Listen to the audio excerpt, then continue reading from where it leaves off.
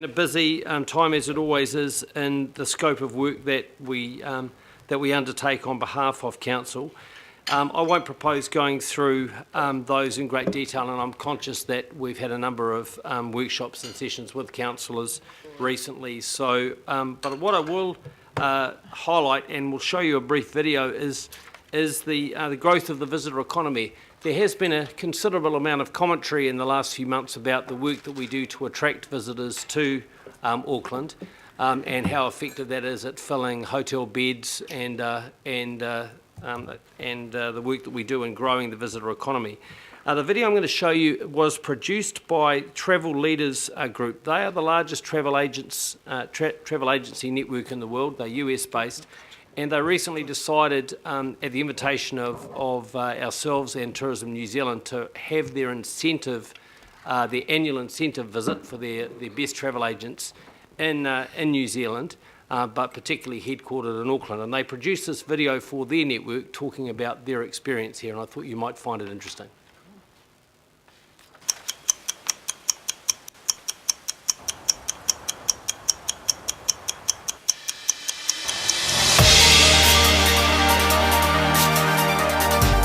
We're in New Zealand and we're so excited.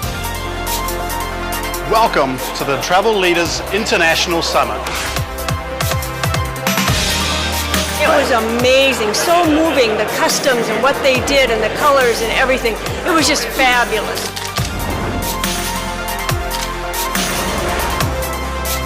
Welcome to Hobbiton. Hobbiton Adventure was amazing.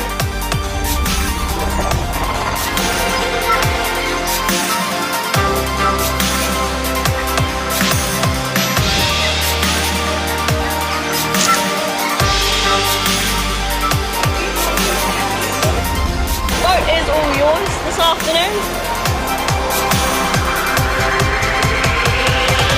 Down here sailing with the Kiwis.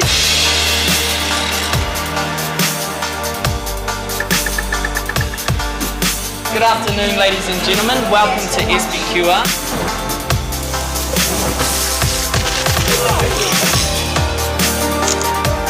You guys have to come to SPQR. The food is delicious. The wine is fantastic.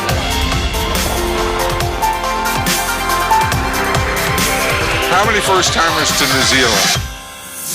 We need to get the word out to all of our customers. The environment here, it's the best of San Francisco, the best of Seattle, sprinkle in a little bit of Hawaii, and it's just unbelievable. People are actually talking about moving here. They're so in love with the country.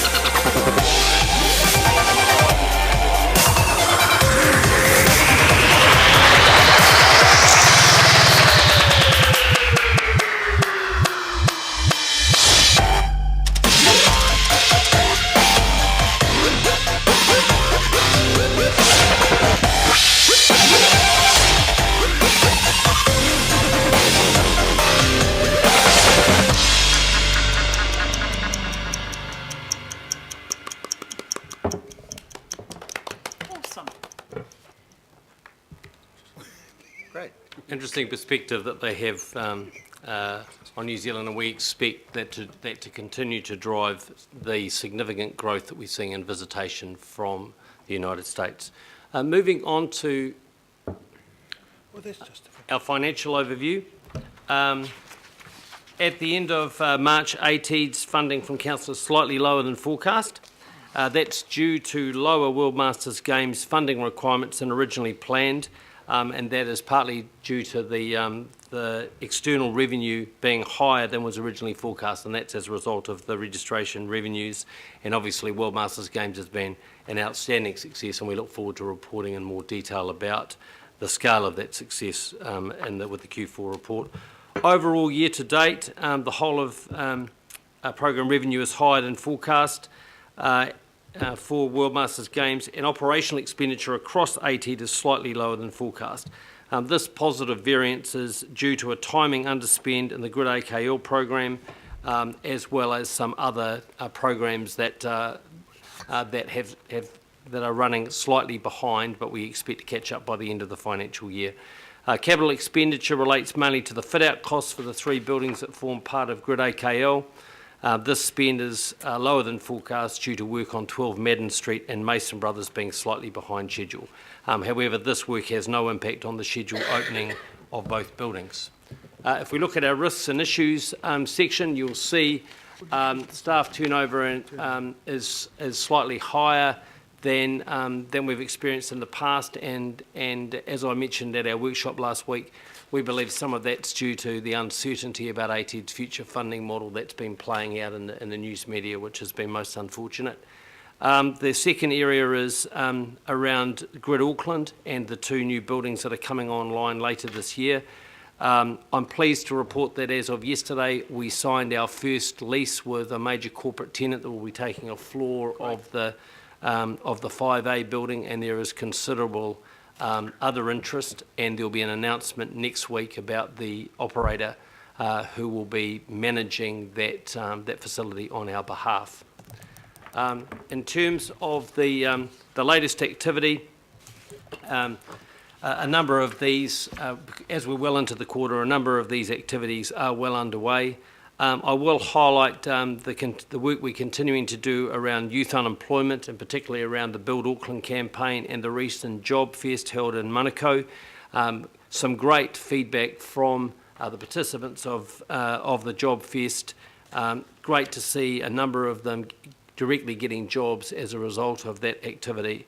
And the number of NEETs not in education, employment or training continuing to reduce. And obviously we're looking forward to a very busy time with the British and Irish Lions arriving here next week. And I also should note an outstanding Tech Week. You may recall last year we held it for the first time, managed by ATED here in Auckland. We were challenged by central government and the industry to take it national. We handed it off to NZ Tech, and our project manager, Jennifer Clamp, moved from ATED to work for them, and that's gone outstandingly well, and we expect that to only go from strength to strength. Thank you. Thank you. Stuart, is there anything you'd like to say? No. Happy to answer any questions. Okay. Councillor Simpson, then Councillor Wayne Walker. Thank you, Mr Chairman. Thank you, Brett. I've got 3 questions. Could you please tell us what is the status of the relationship with NZTE and the goal of a greater coordination with central government? What significance for Auckland do we have for the successful Rocket Lab launch that we've just had? And how's the screen sector going? Okay, thank you. In order of those questions, thank you. With New Zealand Trade and Enterprise, I'm pleased to report that we have signed a memorandum of understanding with NZTE, which furthers the strategic alignment between the work that we do as an agency and the work they and the Ministry of Foreign Affairs and Trade do offshore. I'll circulate that MOU to councillors. In particular, we've focused on 3 major areas: continuing to work hard around investment attraction. Secondly, an alignment of trade strategy and looking at the work that we've done around advanced industries and ensuring that those industry growth opportunities that exist in Auckland, which in many cases are very different to the rest of the country, are taken into account as government negotiates new free trade agreements and arrangements offshore. And the last is we have formed a joint project team for APEC 2021. So almost without much fanfare, we are going to have probably the largest event that Auckland has ever hosted here in 2021, with both the APEC Leaders Conference and the broader APEC activity. And so we're beginning planning on that. On Rocket Lab, thank you for that question, because I think it's worth noting that this is New Zealand's first foray into space, and that's come about from our own city and a company, Rocket Lab, based here, and a company that we've actually been associated with over the last 6 years and working with them on a variety of different areas. We hosted a small investment workshop with Matt Ocko, who has led the latest funding round for Rocket Lab. He's a US investor, and he put together the $100 million funding round for them. He estimates that within 10 years' time, the space industry and the related companies will be a $100 billion industry for New Zealand. And I'm pleased to say that the bulk of that industry is likely to be located in the city and clustered around Rocket Lab at Auckland International Airport. So it is a very significant milestone for us and for New Zealand. And we're just starting to get our heads around what that means for employment, for skills, and the sort of opportunities for our young people. The third question Green sector. Green sector, thank you. Also pleased to report that we're currently working with the landowner in re-roofing the facility out at Kumeu, which I know many of you have visited. We have a pencil booking from a major US studio who we are now negotiating with, who are looking to bring a major motion picture to Auckland for 2018, which will require not just the existing facility, but 2 new sound stages to be constructed, and those sound stages are, and the planning approval for those sound stages is currently being worked through the resource consent process. So that looks like the facility is going to be fully occupied for the foreseeable future, which is very positive. Very good. Thank you. Thank you. Excellent. Right, we have Councillor Wayne Walker, and that Sure. could wrap it up. Commendations on a number of your improvements, Brett. Got a question around the Tesla launch. I've got a particular interest in that. Can you just expand on that? Sure. Thank you, Councillor.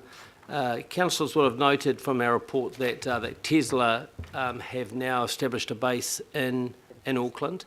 They are opening a showroom facility here, and also talking about potentially some other parts of their business operation for Asia Pacific being located here in Auckland.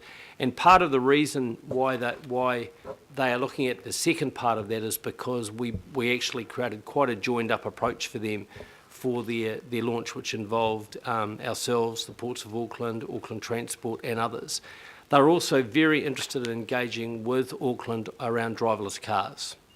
And already we've got a working group with Panuku Development Auckland, with Auckland Transport and ourselves, talking about what that might look like for Auckland. So I think in the context of the previous discussion with Auckland Transport, that's a pretty exciting development for the city. Thank you, Mr. Chair. Thank you. Thanks, Brett. Very good, Wayne. Councillor Philippine. Chair,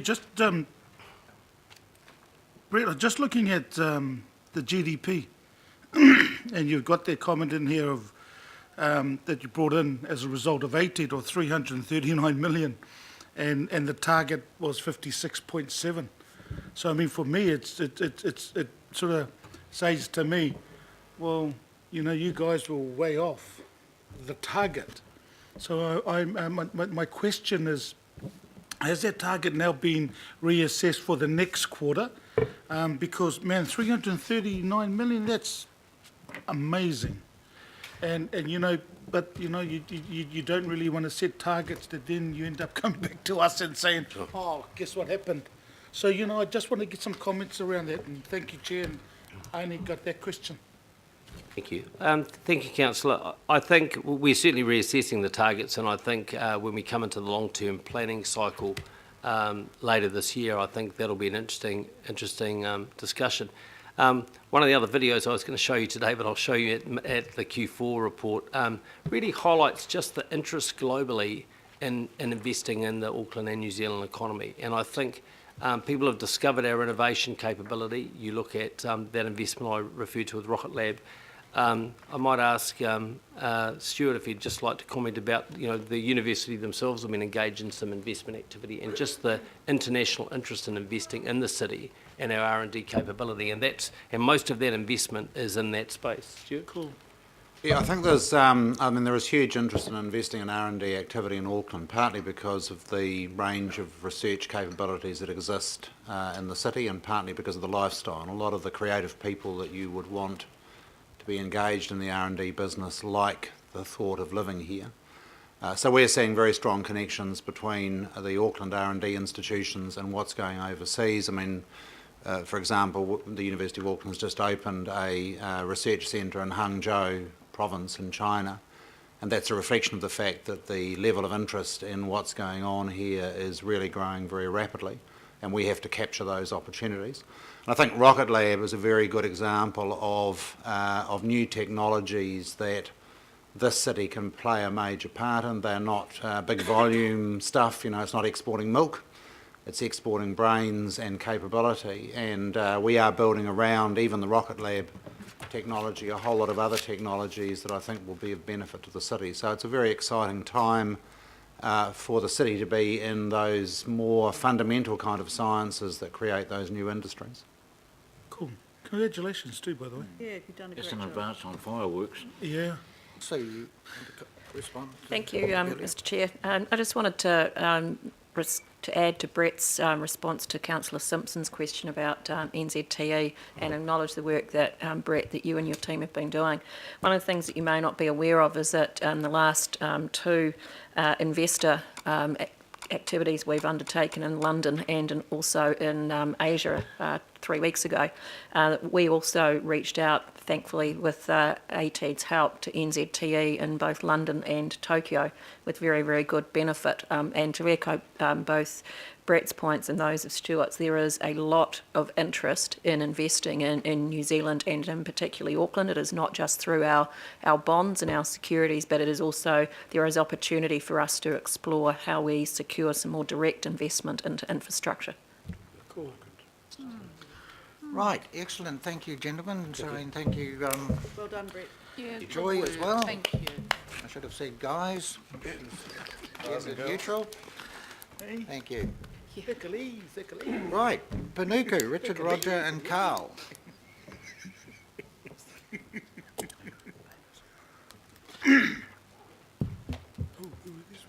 And remember, councillors, we had a very good full presentation from Roger recently at a workshop, so let us not go over the same questions.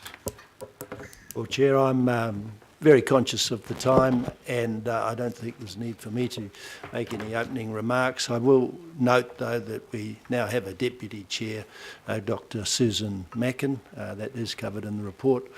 And there is a presentation here which I think Roger should give you. Thank you. Good afternoon, ladies and gentlemen, councillors, chairman and Goffman. I will assume and take it that the minutes issued have been read in respect to the finance and performance report. I promised the committee last time we met greater transparency. And I'm delighted to advise that with effect from the beginning of the year, we put our board reports into the public domain.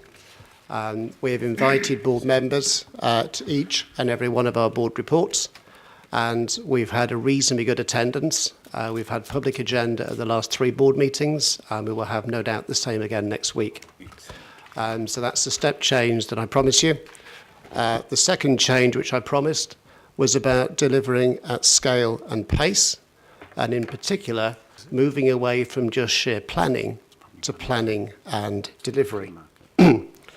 And from my perspective, we're very much on a journey, but one of the important things that we've changed is the structuring of our SLT and focused on the delivery model, so that in essence, the emphasis now is about delivering successful projects into the community. And I'd like to share with you some highlights which demonstrate some of the work in progress. This is literally work starting on site at the AV Jennings site at Hobsonville. It's one of the disposals that were recorded as part of this year's performance, and it's clearly a demonstration of a project that's moving forward quickly, and it will be delivering just over 100 new homes. The second site is the Evander Group development, which is 9.9 hectares, which is earmarked with the red scale mark around. This will see a mixed typology delivered, but in essence, we're going to be delivering in excess of 500 homes. This is an overseas investment. It's a direct inward investment into the region. It's one of many opportunities that's coming past our path at the moment, and it's a very exciting proposition for us. And I can give you absolute assurances that having gone out to Guangzhou and seen their capabilities on the ground, met with them in Beijing, they are 100% committed to delivering this project and the successful outcome. The land just to the west of there, you'll notice the hangar building, the WASP hangar, is our next piece of real estate we're focusing on. And this will be an employment generating opportunity. We're taking this out to the market for engagement with the private sector. But the big difference here is that I would like us to retain some ownership in this asset to ensure that we deliver the genuine regeneration for this area and that we protect those employment opportunities that I think this area desperately needs. Again, keeping on the theme of delivery, recently had the opening of the works programme for the development site at Papatote Mall. This development started construction and is scheduled for completion in September. Again, it's a small development, but it demonstrates what we're doing in the community. And we could simply have demolished this area and it would have been effective a lot quicker. However, what we decided to do was work with the community and keep certain facilities open, and by doing that, enable those core facilities to be maintained while we do a partial demolition, rebuild, relocate those occupiers, and then effectively demolish the balance. Waterfront Summer Programme has been a phenomenal success. We had over 115,000 people attending the Auckland anniversary events, which is organised by the council family. And this has been a continuing programme which has progressed throughout the year. Again, demonstrating that regeneration is not just about new build. This was the bringing back of an old historic building, the Mason Brothers building, and the successful launching of that site, which I attended and one of the speakers at. And I'm delighted to say that Precinct Properties have delivered something of scale and of significant nature to Wynyard Quarter.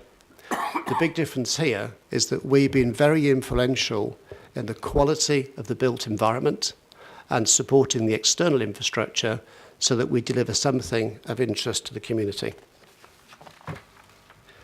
A refresh of the waterfront plant is under conjunction with the city centre master plan update.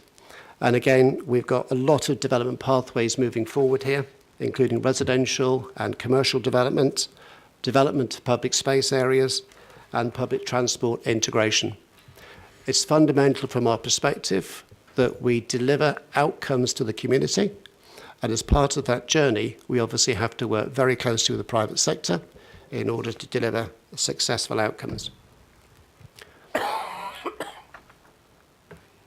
Manukau Framework Plan is now building the high-level project plan to provide a more comprehensive plan for regeneration. I'm now working to the business case, which will be presented to our board next Wednesday.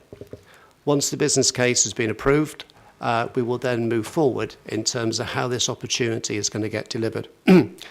What I would like to stress about Manukau is this is a fantastic opportunity for us to really make a difference in terms of regeneration. We have significant land holdings in Manukau, and if we integrate our ownership with that of the Crown, we can make a significant impact into the region and deliver a truly sustainable city area for the future. Moving on to the Honour Hangar high-level project plan. This was approved by Council Planning Committee in March. The strategic acquisition of the property in the town centre was enabled to complete the redevelopment of the adjoining site. In my opinion, this really is the jewel in the crown for us as a regeneration company. There is phenomenal opportunity to make a significant impact into region and to talk about some of the issues that Brett mentioned earlier in terms of innovation, creativity, in terms of bringing manufacturing to the facility. We entered an MOU with the TEED to make sure that we were better connected as an organisation. and that MOU is starting to deliver success. Brett O'Reilly referred earlier to the discussions with Tesla, and many people will be aware of Tesla with regard to delivering of the electric car.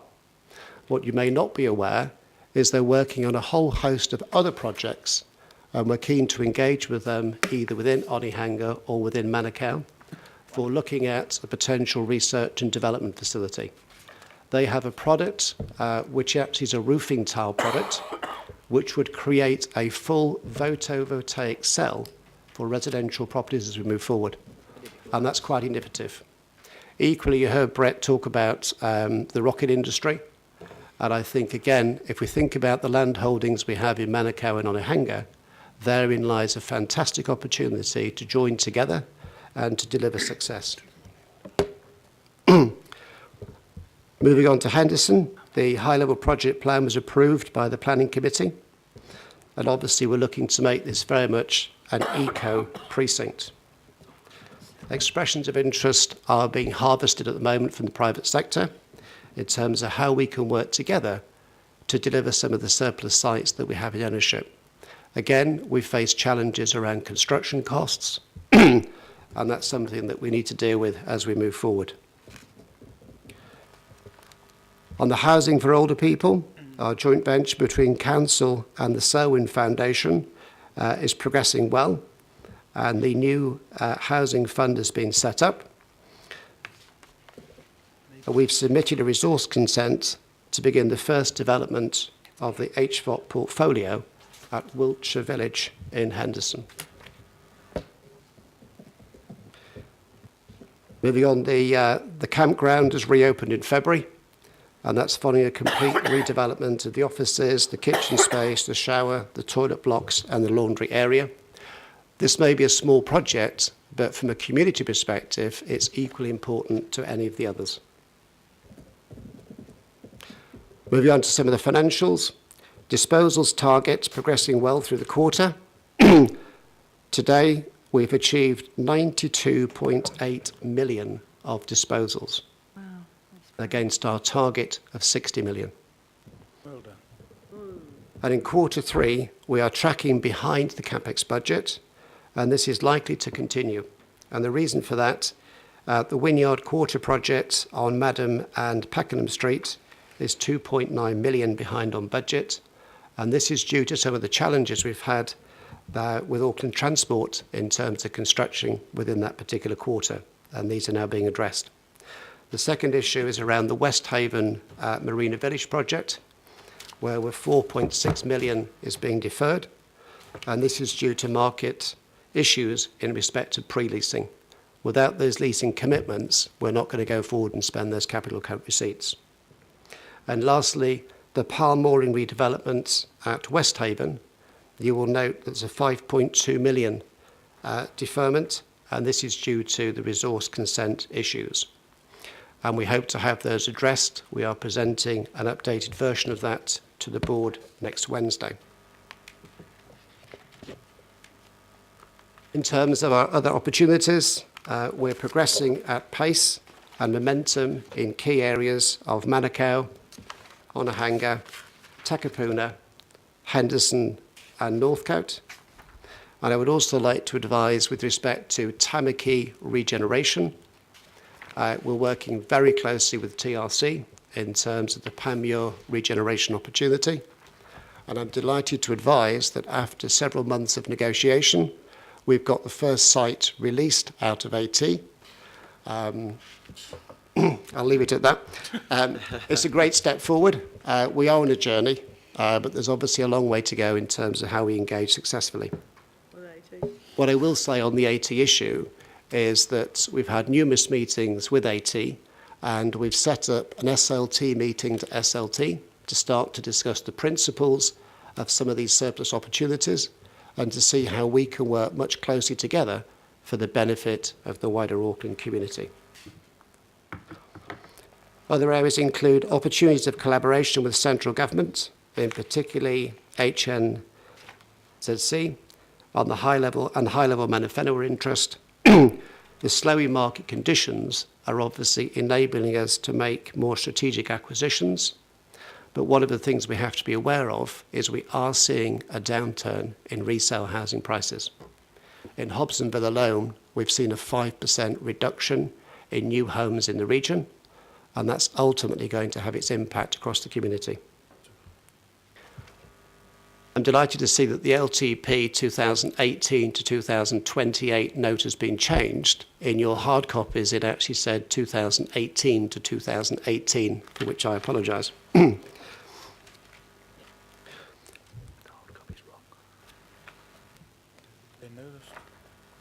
I think it's fair to say, we're looking at various opportunities as to how we can influence the reduction in the cost of construction.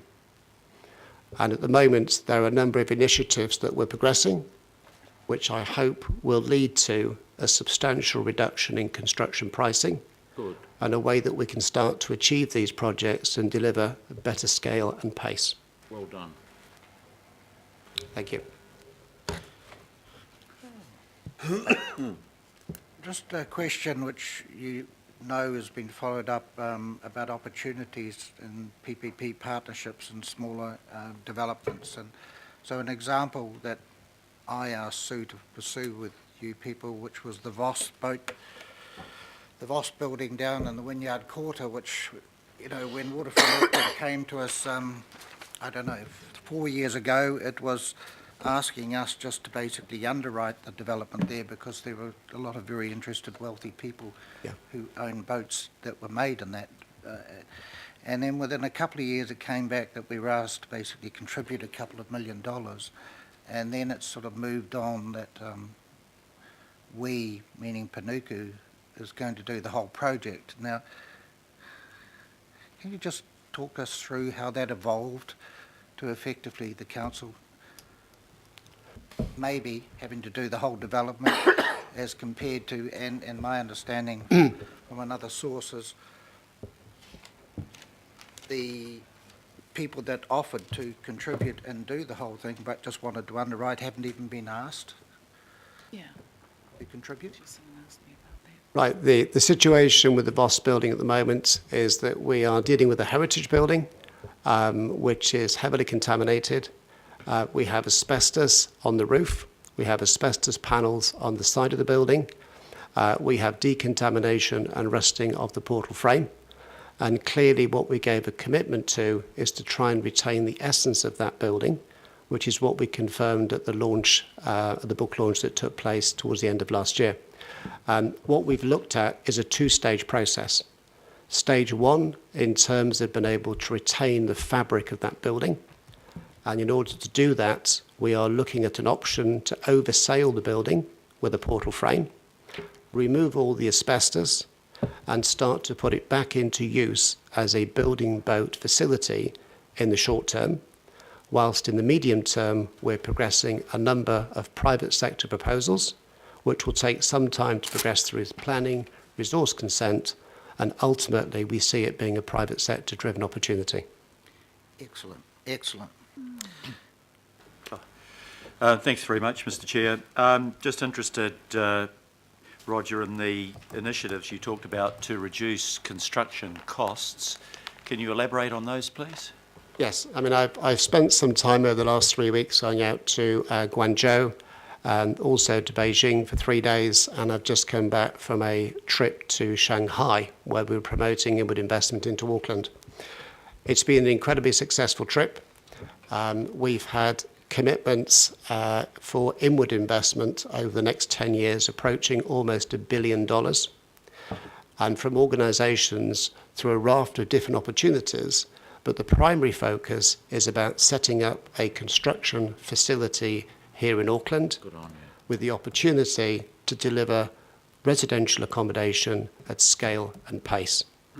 And I think from our point of view, we have to look at a paradigm shift in terms of the way we deliver these proposals.